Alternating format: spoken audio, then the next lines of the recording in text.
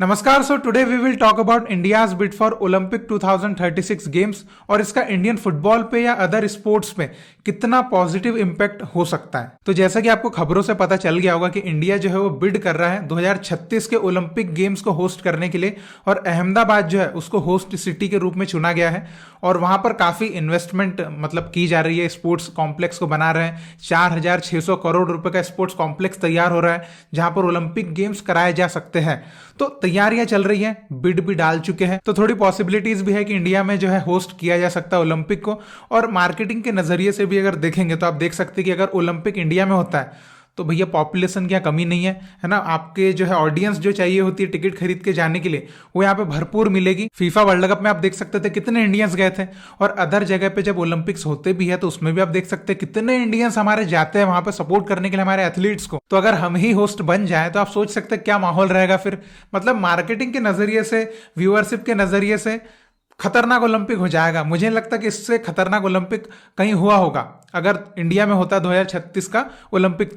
तो अभी हम देखते हैं कि देखिए ओलंपिक वैसे ही आपको पता है कि कितना बड़ा एक फेस्टिवल होता है स्पोर्ट्स का। सभी गेम्स वहां पर देखने को मिलते हैं, दुनिया के टॉप टैलेंट्स वहां पर आपको देखने को मिलते हैं। तो कैसे वो इंडियन फुटबॉल को इंपैक्ट कर सकता है पॉजिटिव वे में और अदर स्पोर्ट्स को भी उठाएगा। सिंपल सी बात है, क्योंकि ओलंपिक के लिए आपको केवल इंफ्रास्ट्रक्चर ही बिल्ड नहीं करना होता है, आपको एथलीट्स भी बिल्ड करना होता है ताकि आपकी नाक जो है बचाए ना वो। तो इसलिए अगर हमें होस्टिंग की बिड जीतते हैं तो इंडियन गवर्नमेंट को हर स्पोर्ट्स पे काम करना बहुत जरूरी हो जाएगा। न सिर्फ फुटबॉल पे, न सिर्फ कोई अदर स्पोर्ट्स पे, नहीं, हर स्पोर्ट्स पे उनको काम करना जरूरी हो जाएगा क्योंकि वहां पर पूरे गेम्स में इंडिया के पार्टिसिपेंट जो है वहां पे परफॉर्म करने वाले हैं।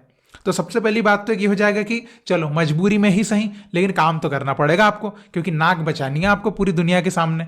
तो एक सबसे पहला पॉइंट तो यही है कि आपको आपकी शान के लिए जो एथलीट्स को प्रिपेयर करना आपकी मजबूरी बन जाएगी।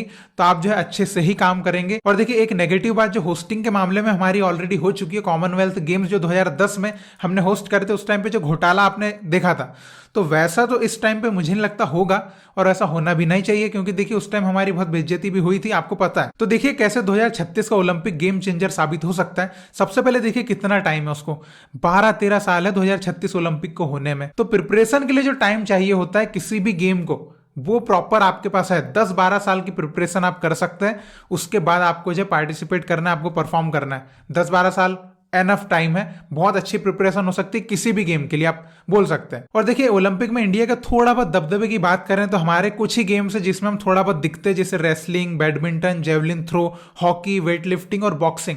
इसके अलावा अगर आप बोलेंगे तो हमारा कोई दबदबा या कुछ भी इंपैक्ट ओलंपिक में है नहीं। लेकिन जब हम ओलंपिक की होस्टिंग करेंगे तो आपको पता है कि हमारे पार्टिसिपेंट जो है उनके नंबर्स बढ़ेंगे और कुछ गेम्स में तो है ना ऑलरेडी क्वालिफाइड हम हो जाएंगे। जैसे फुटबॉल को डायरेक्टली बोल सकते हैं, फुटबॉल में डायरेक्टली हम क्वालिफाई हो जाएंगे क्योंकि एज अ होस्ट। और देखिए हमारा परफॉर्मेंस की अगर हम बात करें तो 1956 के ओलंपिक में फुटबॉल में 4th प्लेस पे आए थे।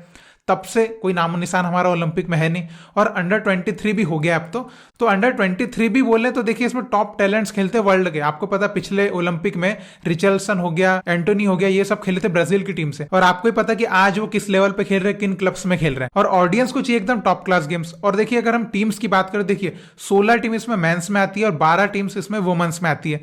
तो हम तो एज अ होस्ट क्वालिफाई हो ही जाएंगे अगर हम होस्ट करते हैं तो देखिए सबसे पहली बात तो कि हमारे पास 10 से 12 साल है। तो आज जो प्लेयर 10-11 साल का है वो उस ओलंपिक में खेल सकता है।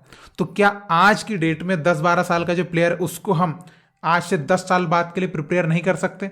बिल्कुल कर सकते हैं। और जैसे कि एएफएफ बार बार कह रहा है कि we are bringing a new road map, तो उस हिसाब से we will have a proper league structure from grass root to senior level. तो उसको देखते हुए हम बिल्कुल कह सकते हैं कि आज की डेट में जो 10 साल का प्लेयर होगा उसको प्रॉपर स्ट्रक्चर मिलेगा वहां तक पहुंचने का।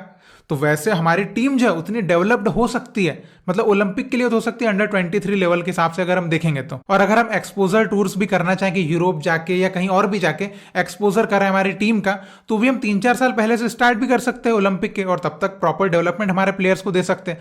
तो अगर हम एक सही पॉजिटिव वे में अभी से थिंक करें कि भैया 2036 में ओलंपिक हम होस्ट करने वाले हैं, उस हिसाब से टीम प्रिपेयर करना चाहिए, तो we can do it.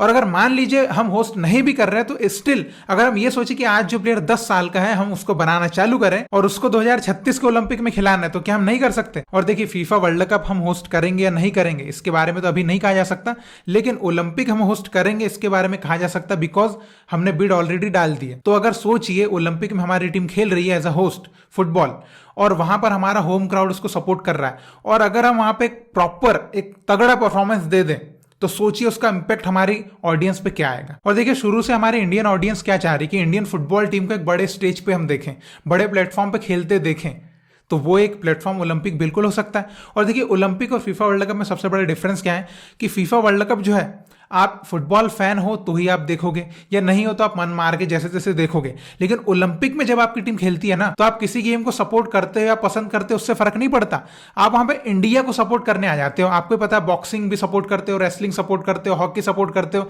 Because India को रिप्रेजेंट कर रहे हो ओलंपिक में, क्योंकि ओलंपिक सबसे बड़ा स्टेज हो जाता है। तो वहां पर जब इंडियन टीम खेलेगी फुटबॉल की तो आप सोचिए उसको वहां पर फिर फुटबॉल के नजरिए से नहीं देखा जाएगा, वहां पर देश की टीम है तो वैसे सपोर्ट मिलेगा।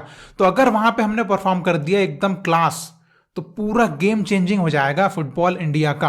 और देखिए अंडर 23 टीम को प्रिपेयर करना बहुत बड़ा काम नहीं है। सीनियर में प्रिपरेशन के लिए हो सकता है कि वर्ल्ड कप के प्रिपरेशन के लिए हमको थोड़ा सा टाइम चाहिए, लेकिन 10 साल में अंडर 23 के लिए अगर प्रिपरेशन की बात करें तो स्टिल अगर हम अभी आज के 10-11 साल के प्लेयर्स को स्काउट करें, टैलेंट स्काउटिंग करें और उनके ऊपर काम चालू करें ग्रास रूट लेवल से सीनियर लेवल तक के लिए, तो बिल्कुल हम ये कर सकते हैं, ओलंपिक में बहुत अच्छा परफॉर्मेंस दे सकते हैं, हमारी होस्टिंग जो है एकदम सक्सेसफुल हो सकती है, एक गेम चेंजिंग बोल सकता है इंडियन फुटबॉल के लिए ओलंपिक 2036 को। और देखिए अगर हम बात करें कि इंडिया ने ओलंपिक में अभी तक कैसा परफॉर्मेंस दिया है तो आपको बहुत एक है ना दुख लगेगा कि हमने आज तक डबल डिजिट में भी मेडल लेके नहीं आए। तो हमारा प्राइमरी टारगेट तो यही होना चाहिए कि हम डबल डिजिट में मेडल लेके आ पाए, और वो तो हमारा 2036 के लिए नहीं, वो तो हर ओलंपिक के लिए टारगेट रहना चाहिए कि एटलीस्ट 10 मेडल तो अगले कुछ ओलंपिक्स में हमको हमारी टीम के देखने को मिले।